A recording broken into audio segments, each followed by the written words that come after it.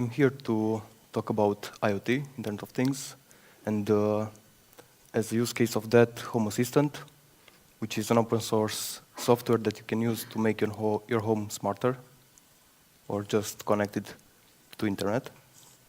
So I would like to find out who are you.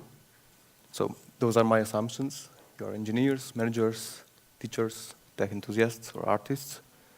So if you would like to answer to my question, how much of you are engineers? Okay, lots of them. Also coding? Okay. Teachers? Artists? Okay, cool. Who am I?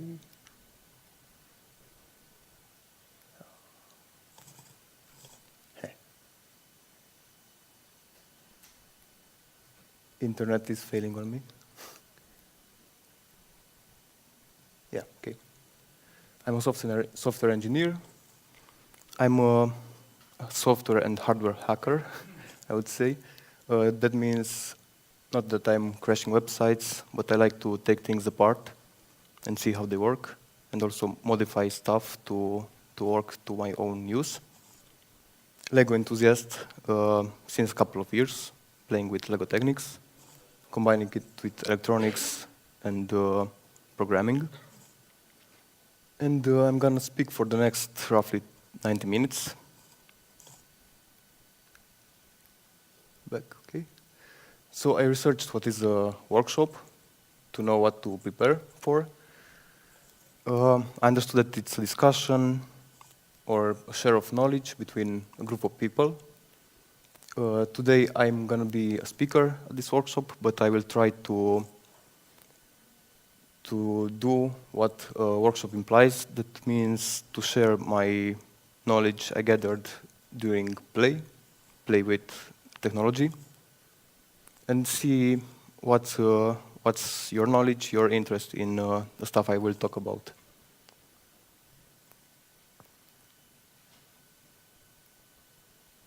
Okay, the two topics, IoT, which is the first part of the presentation, and then the smart home, which will be more hands-on and we'll try to do some cool stuff. So what's the Internet of Things? First, when we had internet, we connected our computers to it, then our smartphones, tablets. Now we can connect our chairs, fridges, washing machines, bikes, cars, our houses. So all the things can be embedded with electronics, with software, and then they can talk to each other and exchange data. This is a number I got from the internet. There are many resources, all of them showing around this number. It's $457 billion. It's not BS, it's $1 billion. This is the estimation of IoT market by 2021. Okay, IoT has three major sections. One is consumer. You can see there connected health, vehicles, wearables, smart home, remote monitoring. I will talk about the examples I gave. In connected health, you can monitor your elders if they need to. You can help them control stuff in their home by voice if they are impaired, mobility impaired or sight impaired. There are systems that can be connected to their cochlear implants, and maybe in case of fire, they can trigger alerts directly in the ears of the people wearing it. Self-driving cars, vehicles. I saw recently an example on the internet, an IoT example with a self-driving car, which was a Tesla, I think. a web camera, and a smart doorbell. So a guy received a packet from Amazon, I think. He was away from home. He connected to his camera at home and started talking to the guy who delivered it. And he opened his car from away to let the guy put the packet there. That's a cool example, I think. So wearables, I guess you all saw smartwatches and fitness bracelets. In smart home, there are smart thermostats like Nest, media centers, there are lights and other appliances like washing machines, fridges. In this section, why would you like to have a smart home? I was thinking about two examples. One, maybe you would like some lights that can turn themselves on or off by themselves. If you leave a room or a house, you may often forget to turn off the lights, so this may help in energy consumption. Another scenario I was thinking about, maybe to implement it at my home, is a fridge that's somehow smart. Doesn't have necessarily to be with a display on it or a very expensive fridge. You can just make an app, and when you buy stuff or consume stuff, enter what you bought or consumed in that app. And maybe when you are remote buying stuff, you can ask your fridge, your app, what you should buy. So that may mitigate food waste. In the commercial section, there is also that Internet of Medical Things, which is a subsection of the Internet of Things. Examples could be smart beds, which adjust themselves based on the position of the person sitting in them in a hospital. Data collection, all kinds of data could be collected in hospitals and used for research. Health monitoring, again, to monitor your elders, maybe. Emergency notifications, as I gave the example with the fire alert. Heart rate monitors and pacemakers, these are things that are already used by people. In transportation, there are self-driving cars, buses that report their position, so you can adjust your travel to be more easy or fast. Analyzing data could reduce traffic accidents. And in buildings and home automation, there are energy management systems. Industrial, manufacturing, and agriculture, two examples I found. Management of assets, manufacturing systems, supply chain monitoring, when your stuff is on the way. You can already see some examples implemented with our couriers. Also, you can gather data and implement predictive maintenance, which, as I explained there, it's fix things before they broke. So you can learn how more there is till your appliance is going to break. And in agriculture, there are smart pumps, watering systems, and robotic gardens. There are also some open source projects of robotic gardens, which are planting seeds by themselves and watering them, and hopefully not consuming them.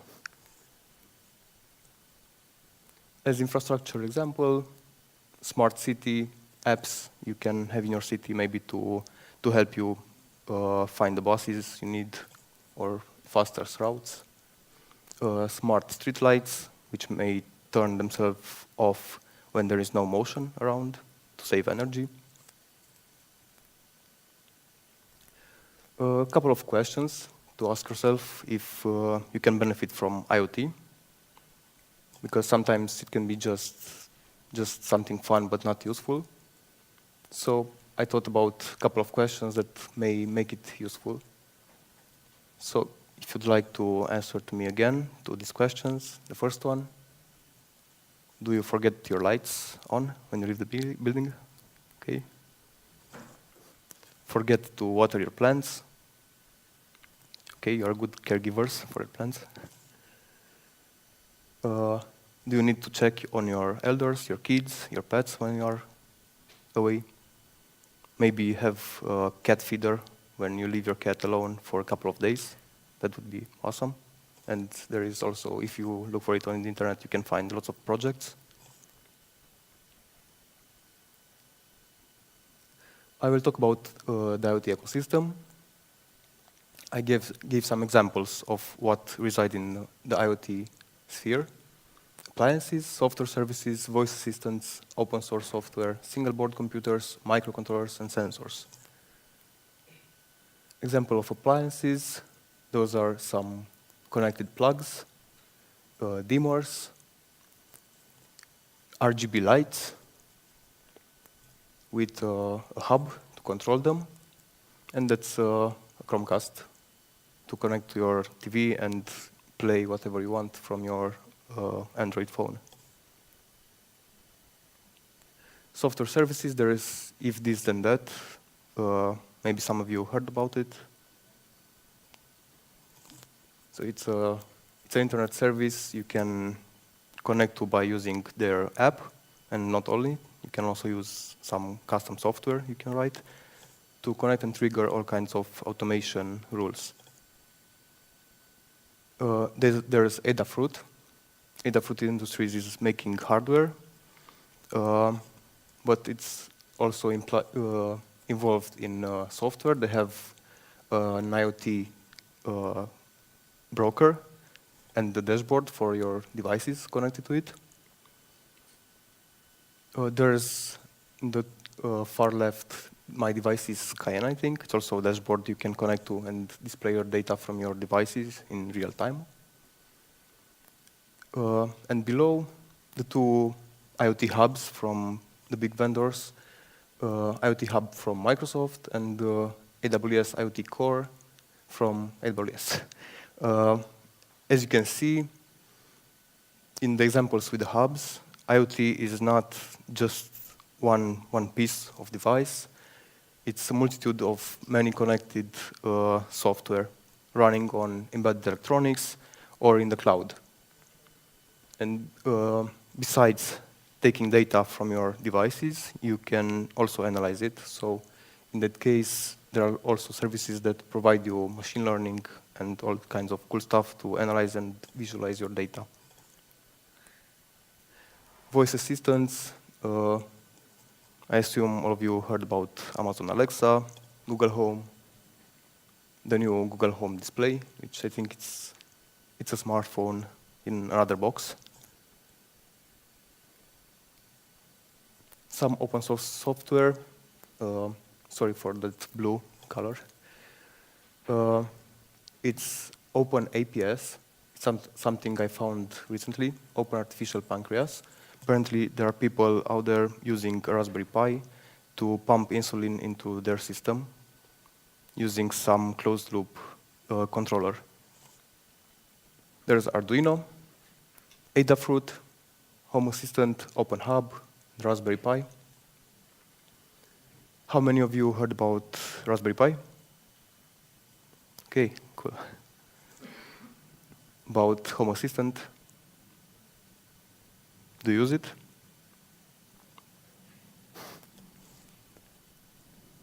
OpenHub?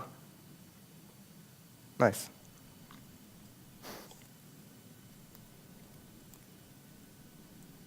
So these are some examples of devices that can run embedded software. The two devices on the bottom are two Raspberry Pis. One is a Raspberry Pi 3, the latest model, and one is Raspberry Pi 0, which is a smaller model. And they both have Wi-Fi and Bluetooth on them, so they can be connected right away to the internet. And above, there are some old devices like the Arduino Uno. in the left. In the right, there is a Arduino Nano compared to a Lego brick. So you can imagine it's really small. More on the right, there's an ESP01. It's the first in the series of ESP microcontrollers, which have Wi-Fi enabled on them. That ESP01 is a pretty powerful device. The guy ran a server with a Doom game written in C on it. It has only 2 pins exposed, but it's enough to control maybe a light or take data from a sensor. Then in the right, there is this device I'm holding. It's an ESP8266 in a development board from Adafruit. It's called Feather Huza. And that red thing, it's an ESP32, the latest in the ESP series, which has both Wi-Fi and Bluetooth, 2 processors on it, supports multitasking. It's a really cool device. Oh, the other one. Okay, a bunch of sensors. I don't even know most of them, what they are. You can see some displays. There's an OLED display, an LCD, which was used in the old Nokias. There's some temperature sensors, light, gas sensors, sound, and all kinds of stuff I need to research. It's basically a box of sensors you can buy for about $20, I think. So these are the kinds of sensors you can use in your own projects to connect to the microcontrollers and take data from them, depending on your needs. For example, you may implement your own gas smoke alarm if you want to. If you have a plant and it's very pretentious, you can implement your soil pH, humidity sensor and automate watering it. With an accelerometer, I'd say you can implement a small device your grandma or grandpa could carry that would trigger alerts when it senses a very high acceleration. So that would be for falling, for detecting an elder falling, or a kid, or a drunk man. These are some open source automation hubs. HomeAssistant, which I will show you today. This is implemented in Python. OpenHub is implemented in Java. Both are great software. And there is also domotics in C++, if you dare to go there. Some things you can build yourself, which I built, and I think that if I manage to build them, anyone can. This is a Lego car. It has an ESP8266, this device. It runs a library which is called ESP-UI. You can implement very simple interface to control this car. And inside are DC motors and the servo motor. They're not Lego. This is just custom stuff glued with Lego. This is my Home Assistant at home. It's a Raspberry Pi 3. It has a connected camera to it, a motion sensor, a DHT22 sensor, which is a temperature sensor.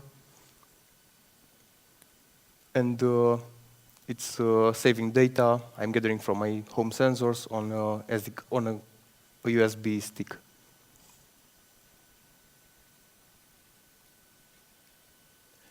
This is a lamp. I used that tiny ESP01 to make it. So it's just the device and a converter from AC to DC, and some custom software I wrote. Oh, and the lights are this LED, but put in a circle of 16 lights, which makes it very cool to play with colors. This, by the way, this LED, it's a WS2812, I think. It's an addressable LED, so you can control many of them just by using one pin. You have an array, you select your LED by index, and then send an RGB code. You can find online open source libraries from Adafruit to do this.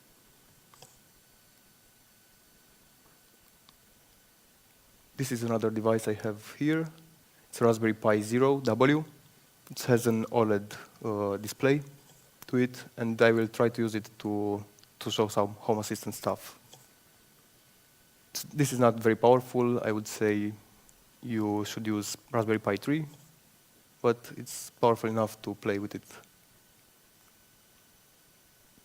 Okay, this is some thoughts I had after writing this presentation. Okay, now I will try to show you some technology and cool tools you could use at home. That's it, the presentation. Oh, if you are curious how I build this device, I can show you very fast how I can control the presentation using it. I could start with that, as it's part of the demo. So the device is connected to a MQTT broker, which is, MQTT is a protocol used to connect things. It's machine to machine.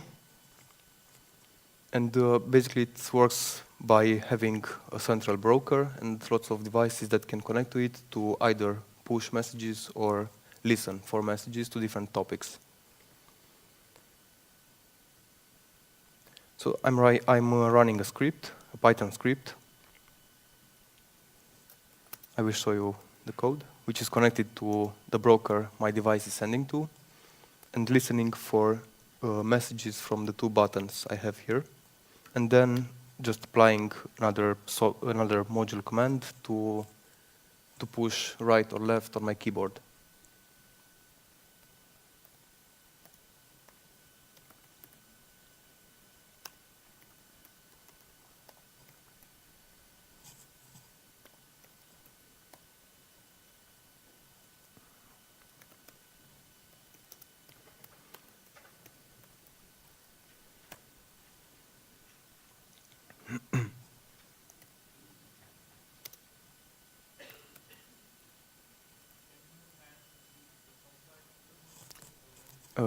Yeah, I'll try to. Not sure how though. Well, I can share the code. I just want to show you how small it is, or how little code I had to write to control my presentation. In the right, you can see the code that is an implementation of an MQTT client. And on the left, it's just some code that uses that client, and whenever it gets a message, checks the type and the ID of the button I sent, then presses key left or right, and that's it. I will try to make a repository for this presentation and share it with you if you are curious about it.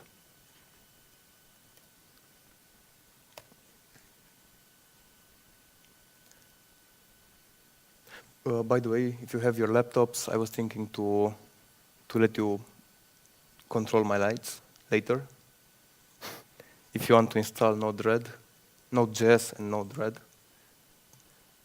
seeing that you're so many developers, I think you can do that by yourself if you want to.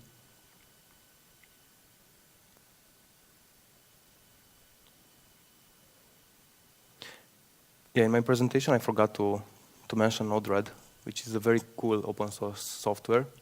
It runs on Node.js. You can use it to connect all kinds of things, from services to devices, by just using some drag and drop blocks. This is how I control my lamp. If you know how to connect to MQTT, please don't mess with my lamp yet. So I have here two receive nodes. One is listening to a live topic. Whenever my lamp turns on, it sends a message, hello message to MQTT.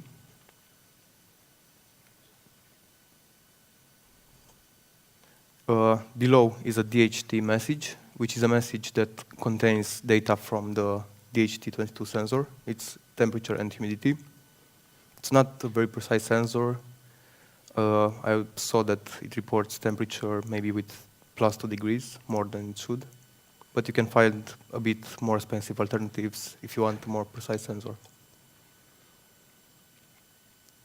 I'm getting these messages in strings, so I need to parse them. I use the JSON block to get the values. In this function block, I implement a very small JavaScript script that takes the values from the payload, T and H, temperature and humidity, and then I return an array of those two values. Why an array? Because I configured my node to have two outputs, and each output gets the value from the array index. Here I have a gauge node. This is used to display the temperature in the interface.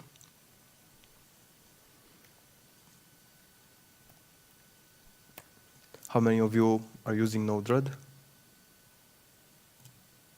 Okay, then I will suggest you can start by installing it and see what you can do. The first nodes I would install are the dashboard nodes, so you can see your interface, buttons, and all kinds of UI stuff, including graphics. You go to the menu, manage palette, install, and you just search for nodes. You can see here there are over 1,000 modules available, which are just Node.js modules with some configuration to work with Node-RED. You can implement, if you know Node.js, you can implement your own nodes. And you just go and search for whatever you may need. Dashboard, lots of them. The one at the bottom is the one included with the Node-RED. You can also see ways to connect to IBM services, CouchDB, 23 more, okay. IBM Internet of Things, Watson, IoT. Lots of services I don't know about, but if you have experience with them, Node-RED could help you to just implement prototypes fast. Let's see, AWS, IoT Hub.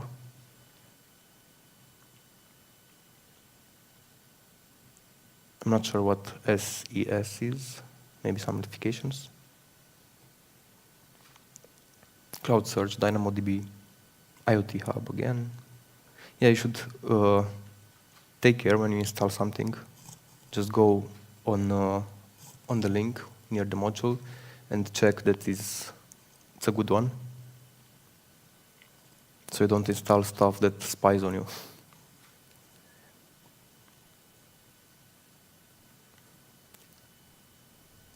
Let's see the dashboard.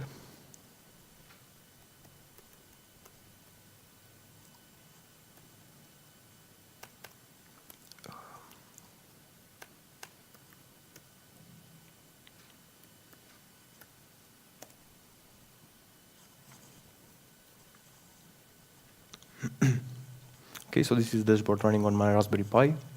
I have some stuff implemented from a while ago. This is a camera stream, which is using an MJPEG streaming service written in C. You can install it if you go to just search for MJPEG streamer. You can use it with your Raspberry Pi, with the Pi camera or any USB camera. You can find documentation. It's very easy to install on a Raspberry Pi.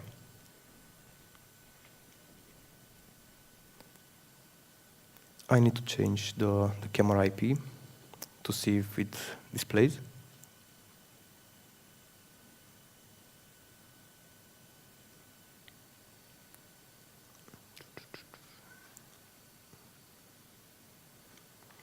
Okay, so I have here a node in which I just input some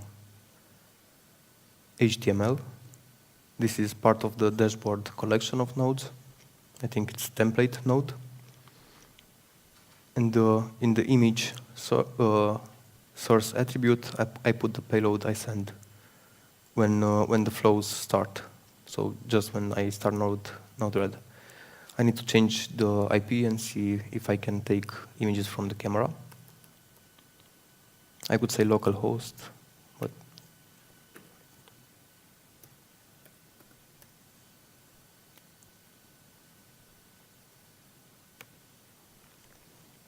whenever you make changes, just hit deploy. The dashboard automatically refreshes. Okay, so there is the stream with what the Raspberry Pi is seeing. I will explain a bit these nodes. So this is an inject node. You can use it to test stuff. You can set here the payload. I set it as string, which is the IP and the link to the stream from the camera. You can set stuff that you have in your global context, which is just a variable that remembers anything during the lifecycle of Node-RED, or the flow context, which is the memory of just this flow. A number, Boolean, JSON, you can edit it, or a buffer. You can repeat it, or an interval between times, specific time. I use it just to inject my camera stream URL to the HTML image. This command, toggle camera, this node is actually a button displayed on the interface. You can group your buttons by tabs, and inside tabs there are groups. So my tab is camera. You can go and create a new one.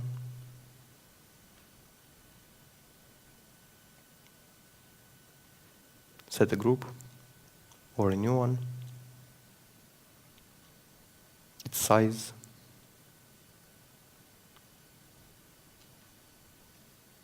And a payload you can send to the node when the button is clicked. After this node, I have a select command. And I just check the toggle value of the switch. If it sends true, I send the message to the first output. So this function also has two outputs. If you want to disable one output, you can just send null. And if it's a stop payload, I will send the second output. These outputs connect first to start an MJPEG streamer. It's using an exec node from Node-RED.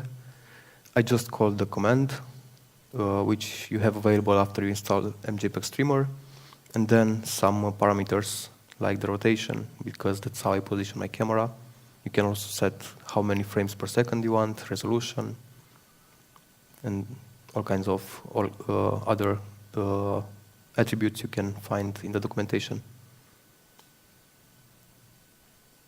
And I refresh the tab, which is just using a UI control node that's going to refresh the tab of the current flow. Let's see if my image got bigger.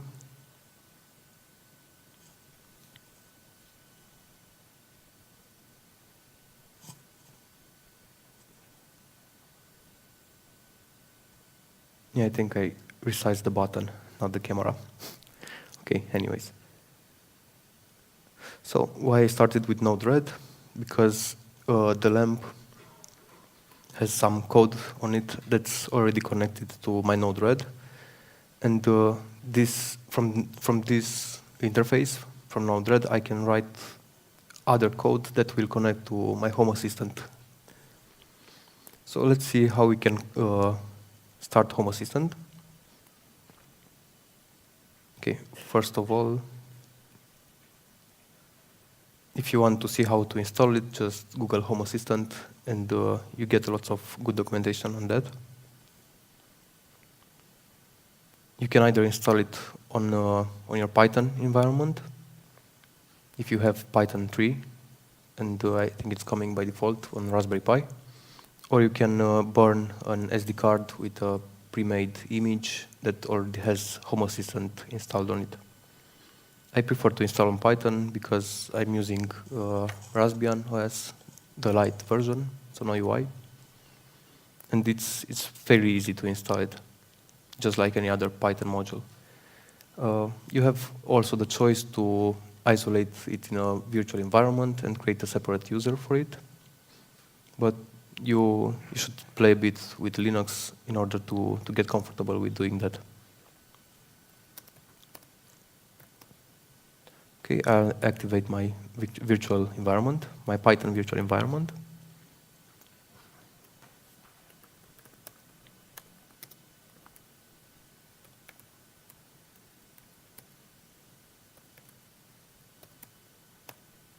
Okay, and try to start HomeAssistant. This is using the default configuration residing in my home folder, but you can also provide parameter with any other folder that you want your configuration to stay in. And in that folder, HomeAssistant will create some files when it first starts. We'll take a look at them soon. I'll just start it.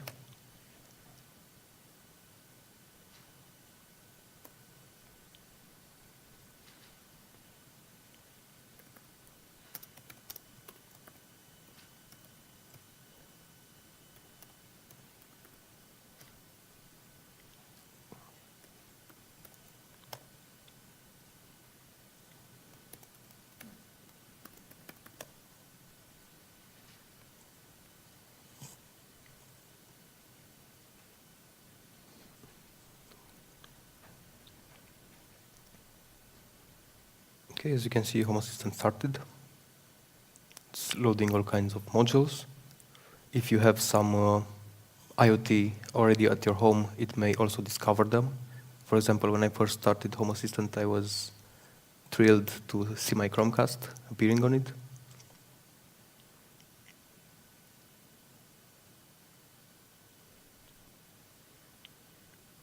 Let's see how the interface looks.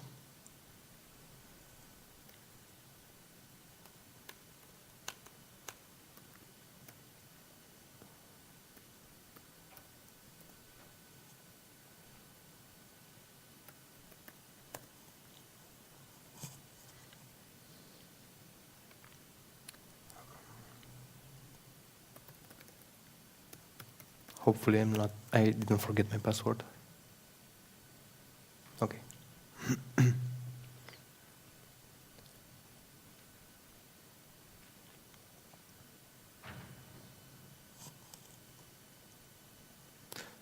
So this is kind of empty right now, but we'll try to add soon more stuff on it. You have the menu here, a map. You can configure to display your position. I don't set anything yet, so it just zoomed in some random place. You can use some integrations that already have been created for HomeAssistant to track your device, your phone, or someone else's phone, if you just want to see where your family members are. For security purposes, of course, not stalking them. You have the logbook where you can check logs from HomeAssistant, the history of the devices. So by default, it has the sun component. This year symbol I never understood. It's just a number I don't get, 46.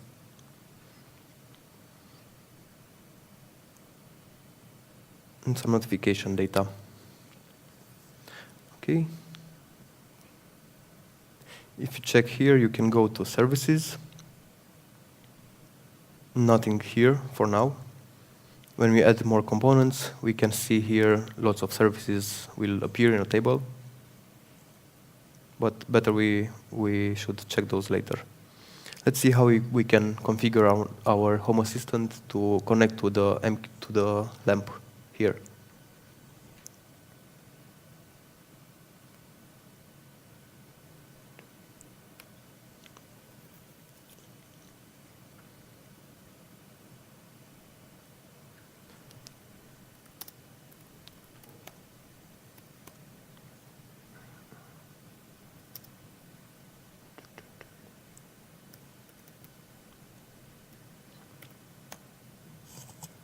Here is a list of all the files that Home Assistant created.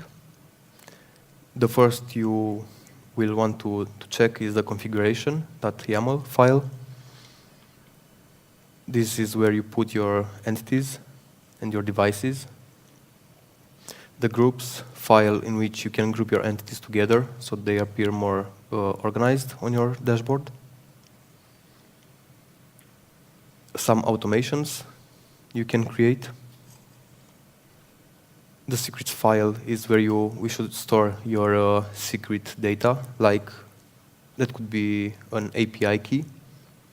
For example, I display data with weather includes using Open Weather Map. You get an API key and you just connect to Home Assistant. It's very easy. In the scripts, you can implement custom scripts for your automation rules. There's the DB, which is a single file. It's a SQLite database. My recommendation, if you have lots of data that's coming into your database, you should use another database, not SQLite, because it's going to crash in a week or so, being too large. Or you can just configure it to be purged and delete the data after a while. I wanted to store data from my sensors for a longer period, so I installed a database that's called MariaDB. It's made by the same person who implemented my SQL. And MariaDB is really cool and easy to install on Raspberry Pi, and very easy to configure to work with Home Assistant. Let's see our configuration file. These are generated by default, except this panel custom, which I added a while ago, just to check how you can implement your custom panels in Home Assistant. I will check my home configuration file because I can remember lots of stuff, how I did it. And it will be faster and easier to configure our new Home Assistant.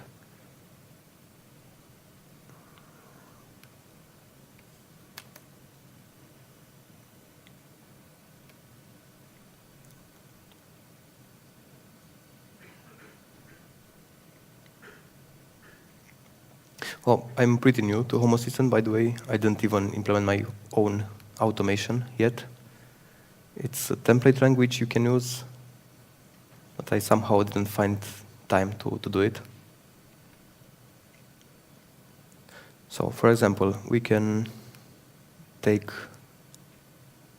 our data, our location data, and see if the map updates to display on it.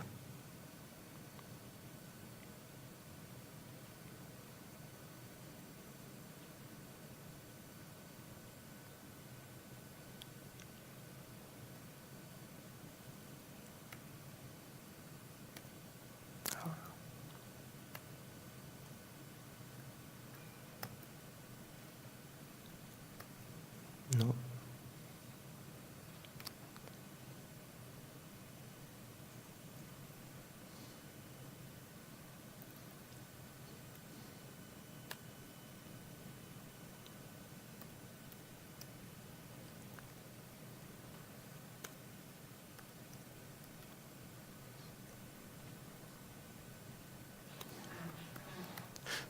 Latitude, longitude you can take from the internet.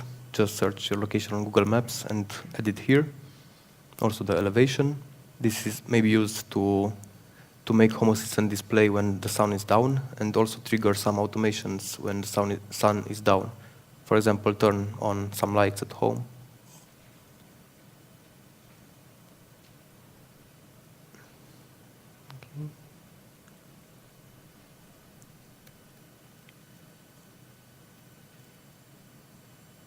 I think that should be it.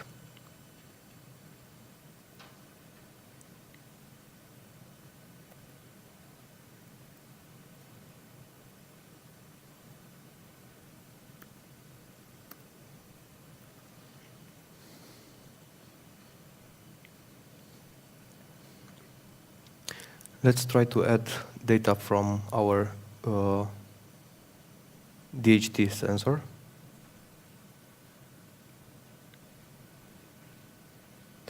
Adding MQTT device is very easy in HomeAssistant. Just have to specify the platform it's using, which is MQTT, and then some topics you can use for your state or out commands.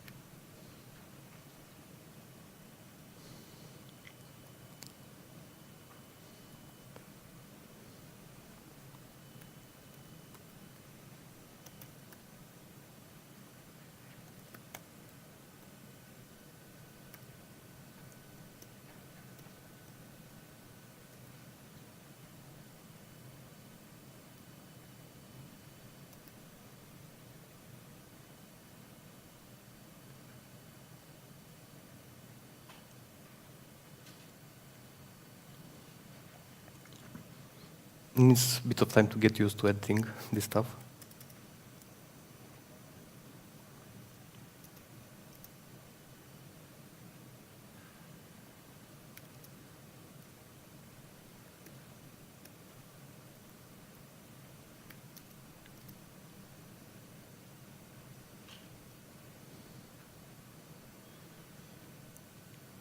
Let's change the topic.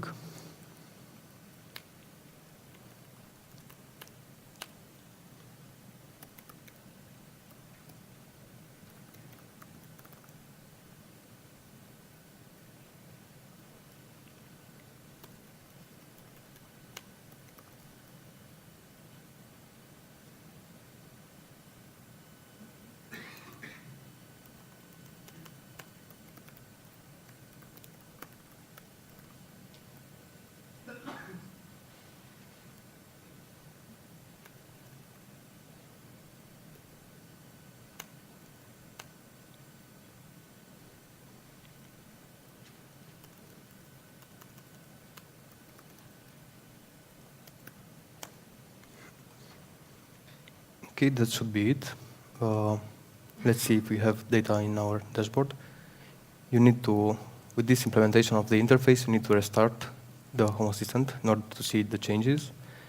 But they are working on a new user interface. It's called Lovelace, I think, which will work more fast. Check configuration. Okay, something bad happened.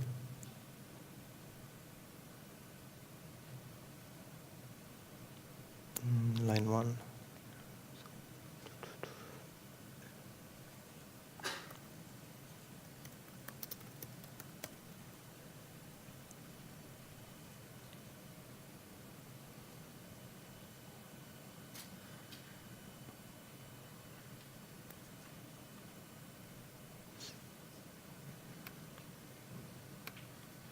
These are issues that you can have with pasting stuff.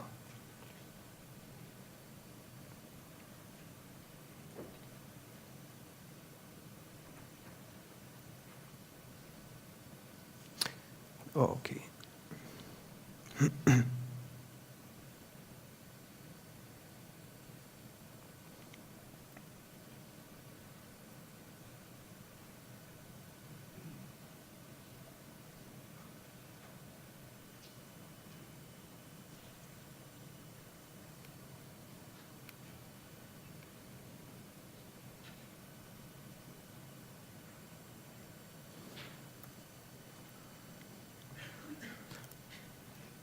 First of all, I need to add this configuration under the light platform.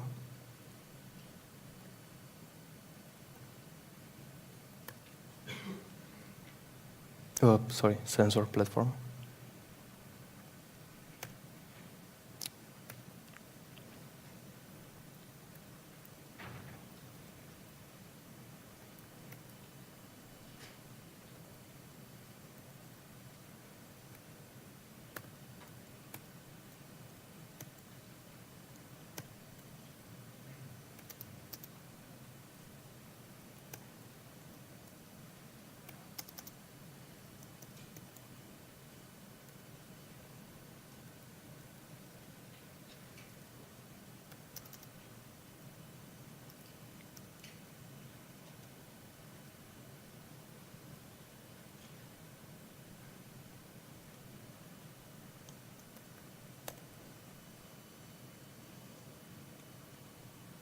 Check again the configuration.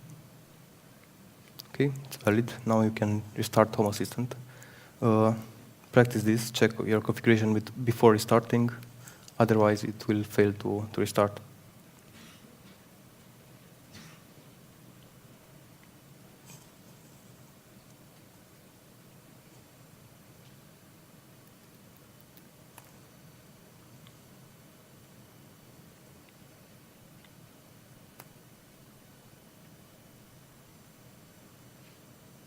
It will take a while.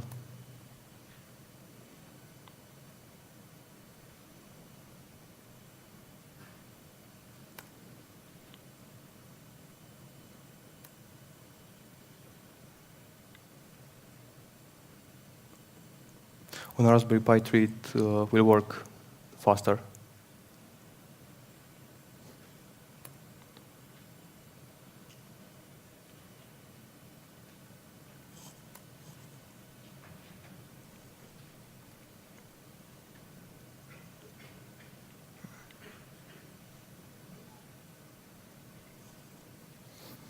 Okay, it doesn't have the MQTT module installed. So when I added my first MQTT configuration, it saw it, and now it's trying to install the MQTT Python module. Meanwhile, I want to show you something else. You can run your Node-RED also on your Android phones. If you search for Termux, it's a Linux environment you can install on your Android phone.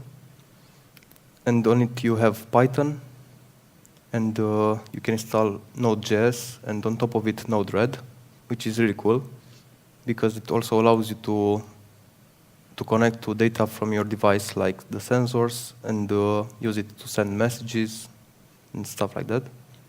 So we'll try to connect to my phone running Node-RED and see how to get some data from the sensors.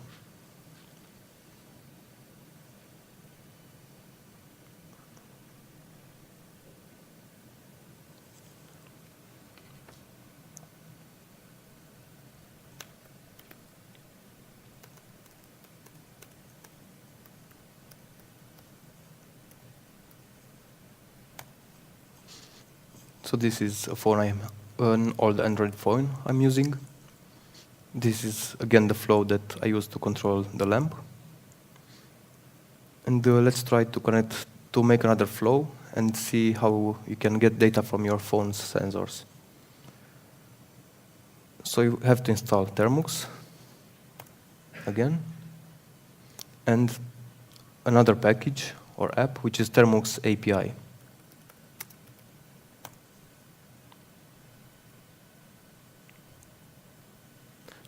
So these are just command line commands you can use to get data from your sensors.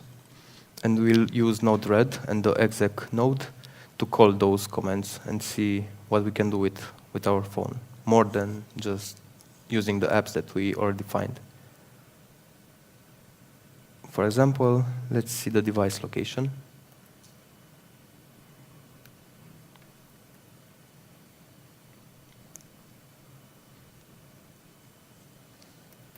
I will use an inject node just to trigger the command, the execute node,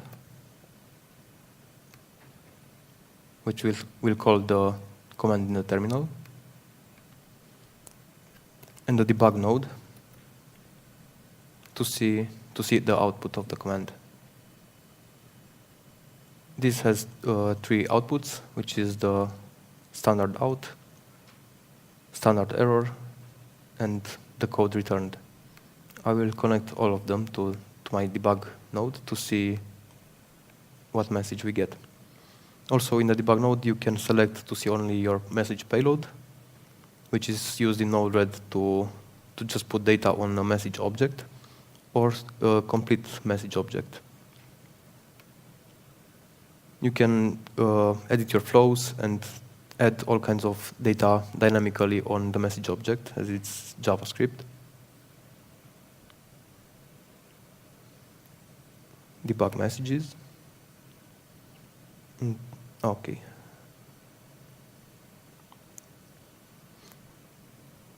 In the exec node, I will enter my command, and I don't want anything appended to it as a parameter, so it's just the command. Let's see what we get.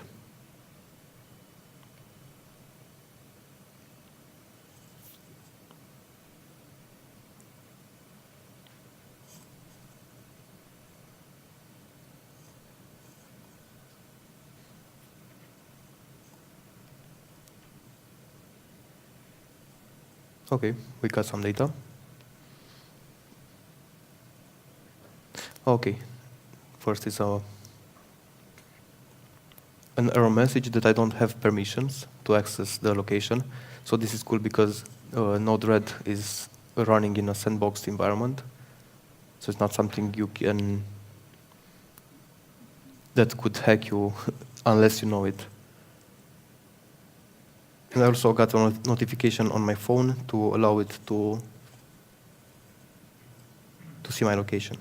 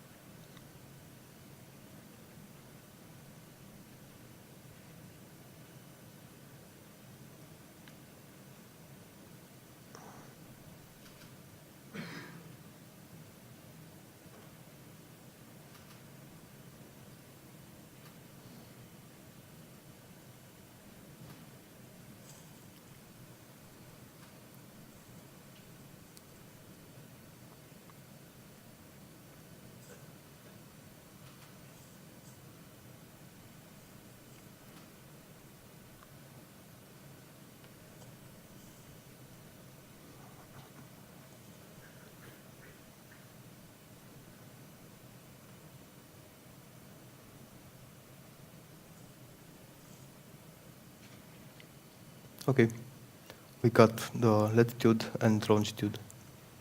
This is a string. You can add a JSON node and convert it to an object, and then do something interesting with those variables.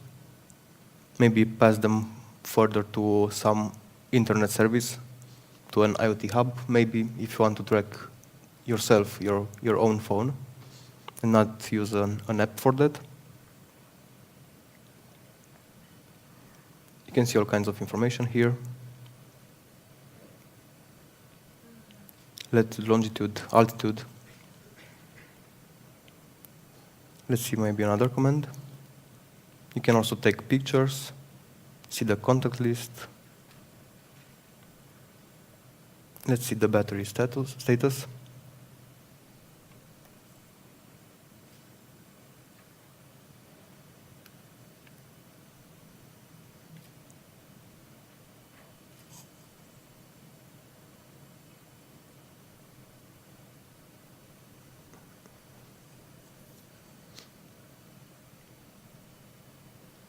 Takes a while to execute it.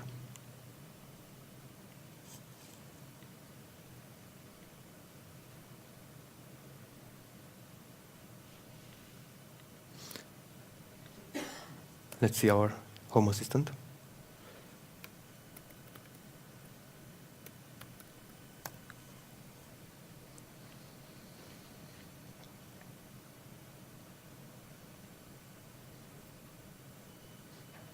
Okay, here we got status of our battery, the percentage, the temperature, if it's charging or not. So maybe if you can use an old Android phone to run Node-RED on it as a security device at home. Keep it always plugged in plug you connect using Wi-Fi, and trigger charging or just on off that plug whenever you get a low value for your battery percentage. Or use your phone to send messages to yourself from home when you are away. If you, for example, if you don't have an internet connection, you can use GSM. Okay, let's see.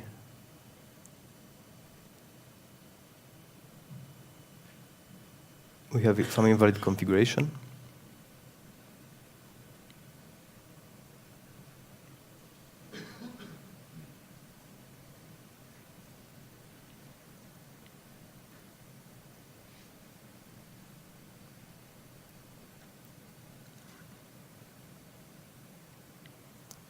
Something went wrong with installing MQTT, I think.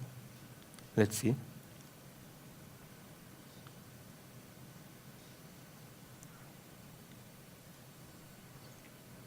Oh, okay, yeah. I forgot to configure my MQTT broker.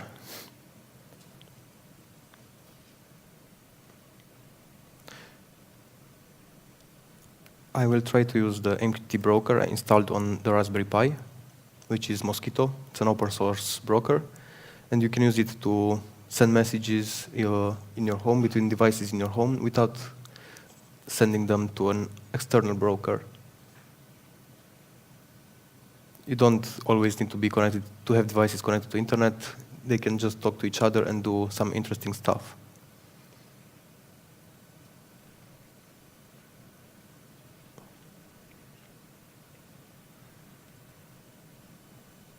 Okay. I'll check the documentation, as I don't remember how to set up the broker.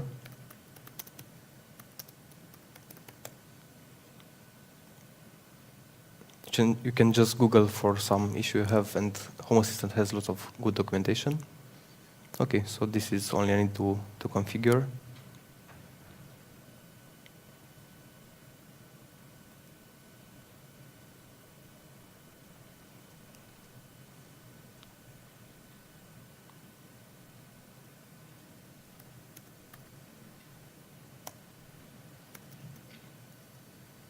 Okay.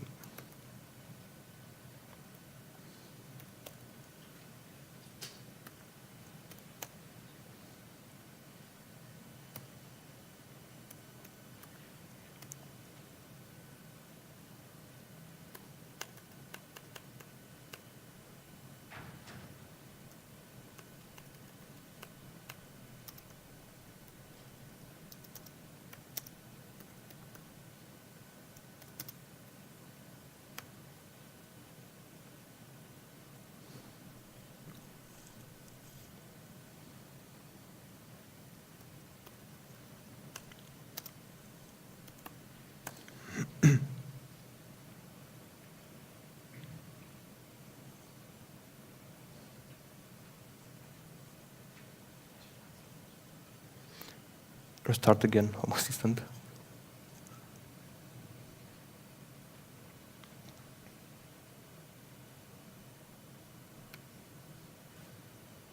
Okay, and let's go to Node-RED and start sending some messages. First, we need an inject node to send some test messages.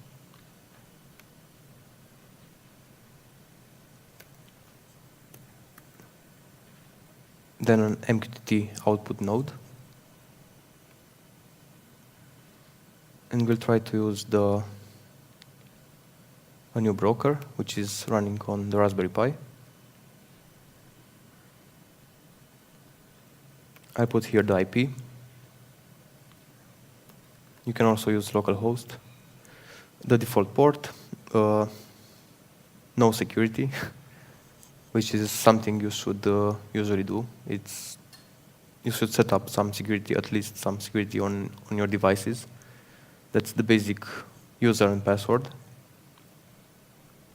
Other configurations you can set to the broker.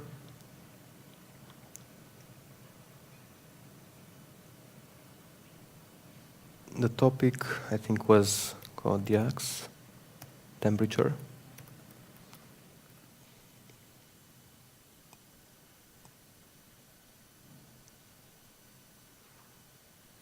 And let's send the number.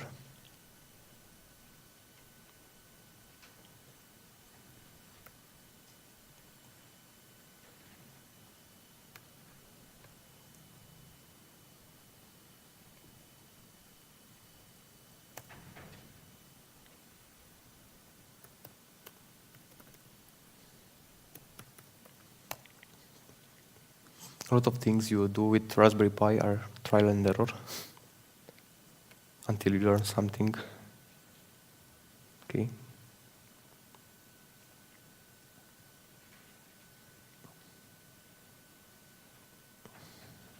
Again, my configuration is invalid. Yeah, YAML is a language in which you can write objects similar to JSON, but it's more readable. And also, you have to get used to how it's done. For example, if you have an object with properties like HomeAssistant name and this stuff below it, you just use indentation. If you want to have a list, you will use lines before each item. And also that indentation.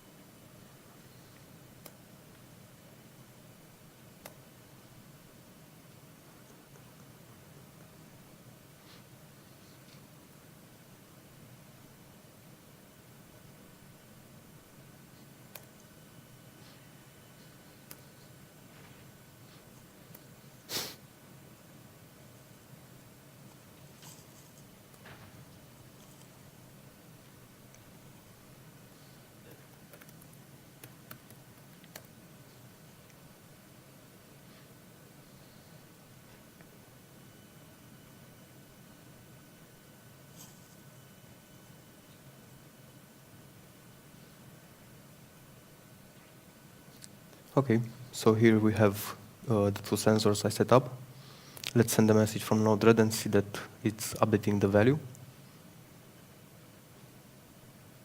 No, not this Node-RED.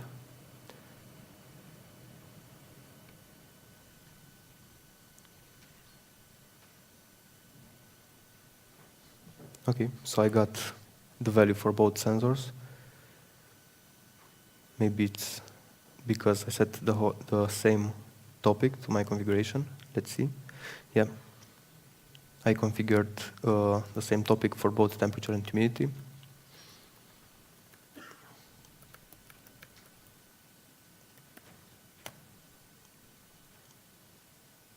Restart HomeAssistant for the last time, and meanwhile send real data from our sensor.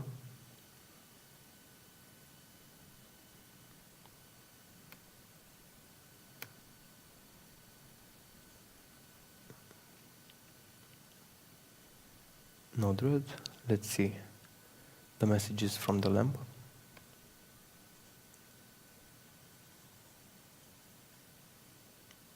Okay, it's publishing. We'll try to parse. Oh, okay, actually, I did parse the payload. And I will send the values to HomeAssistant using the MQTT node.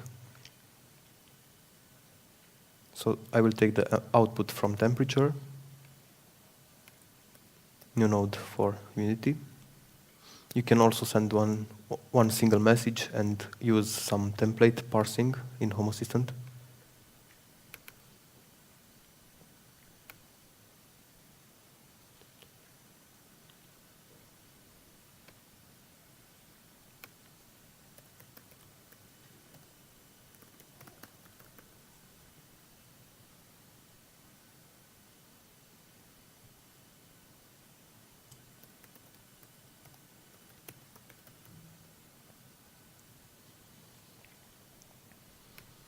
Okay, while it's deploying, let's see also the Node-RED dashboard.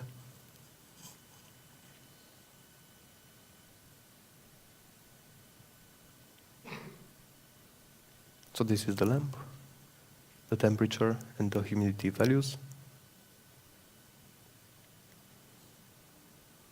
Changing the colors.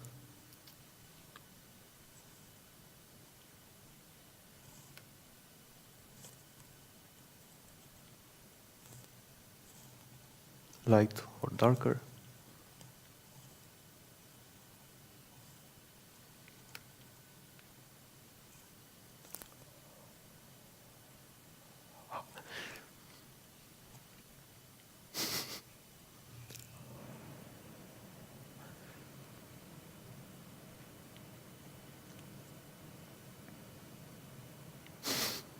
Okay.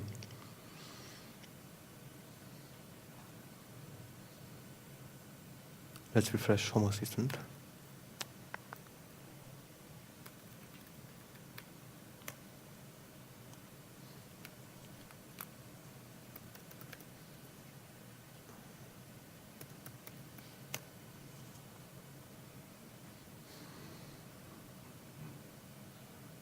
Okay, so I have the temperature here and the humidity. Maybe I put again bad configuration.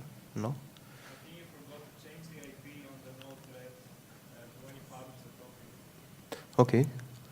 Oh yeah, you're right. It's connecting to I'm not sure what. Let's see. Yep. Thanks.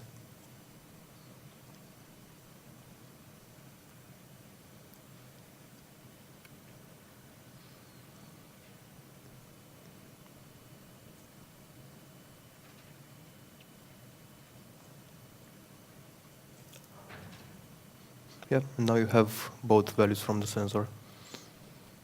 I won't try to add some control for the lamp, but you can also do that very easily. I just show you how the code looks, actually the configuration.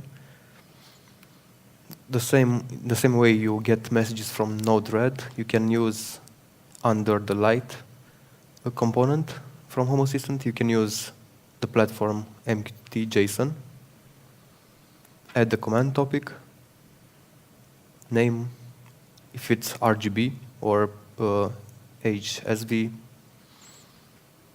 and some other MQTT configurations. And this is the way you can also add some. Actually, let's try it. Some configuration for an RGB light.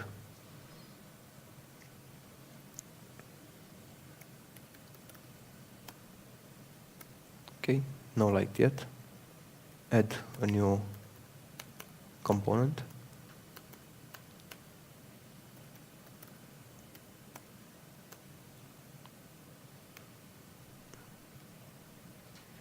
Oh, okay.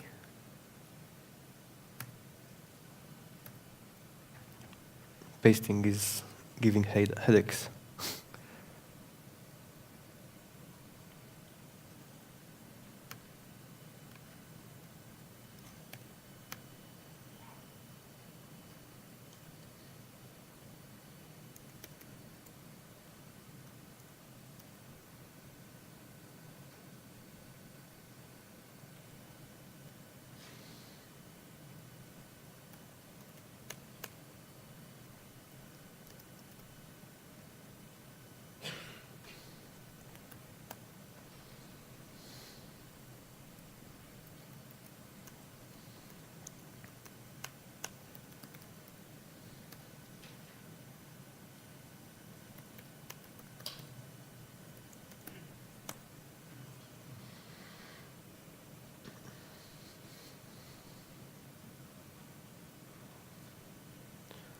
Restart HomeAssistant.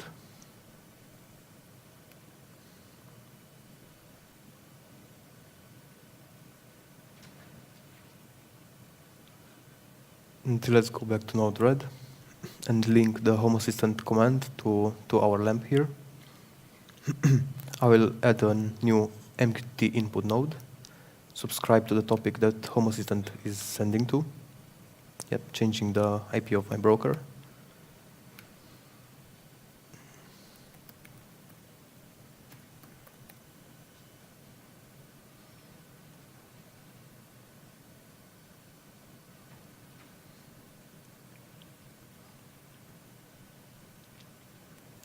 I think we can,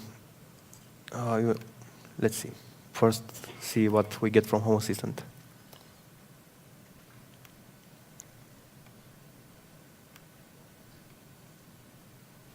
Disable the other debug nodes by just clicking to the right of them.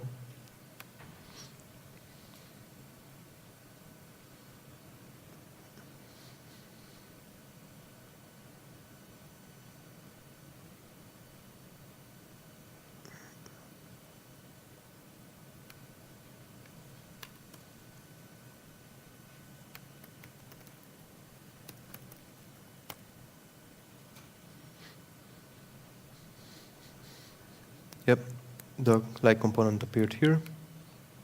I will open it.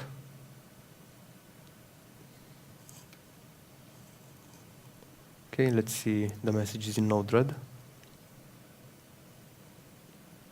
You get a more complex message from HomeAssistant, state on off and color. Let's try to parse that.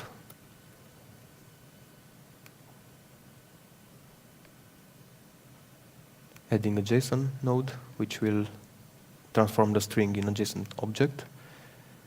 And then a function node to just extract the colors and send to the lamp the message it expects. So the message should be something like this. Oh.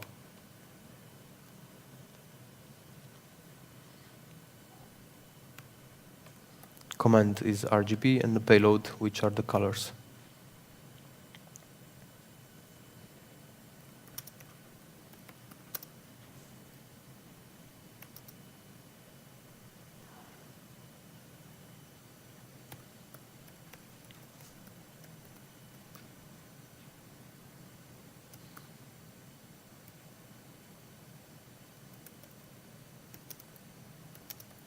This is an array.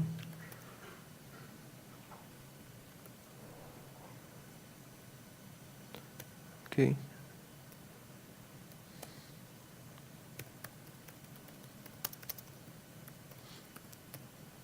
Put a new payload in the message payload and send it to the lamp MQTT output. Okay. Let's see if this would work.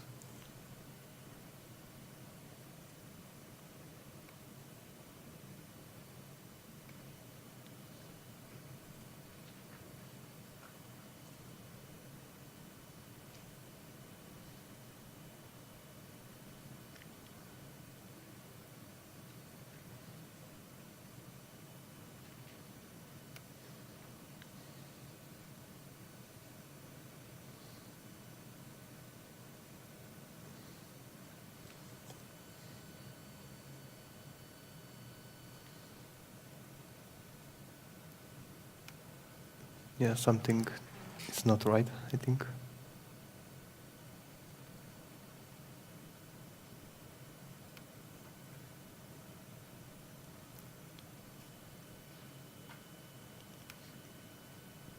I messed it up, I guess, somehow.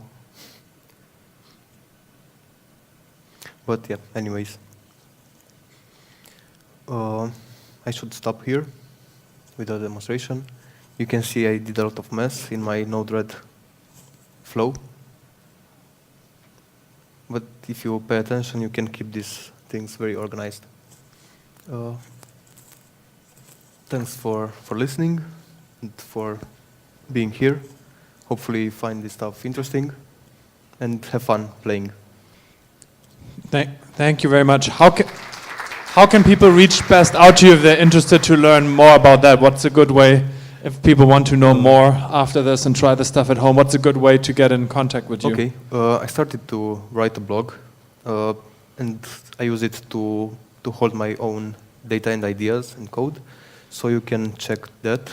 It's, I'll write it, electronicplayground.eu. Just a sec. And there people will also find the code that you showed here. Yeah, exactly. Links to GitHub and some project examples. Okay, fantastic. I have some stuff, not too much here. You can check the tutorials. I have just 2 for now. One is how to implement Telegram bot with Node-RED, and one how to make a security camera also using Telegram and Node-RED. I'll try to add more information and cool stuff on it. Okay. Thank you very much, Florin, again. So we have a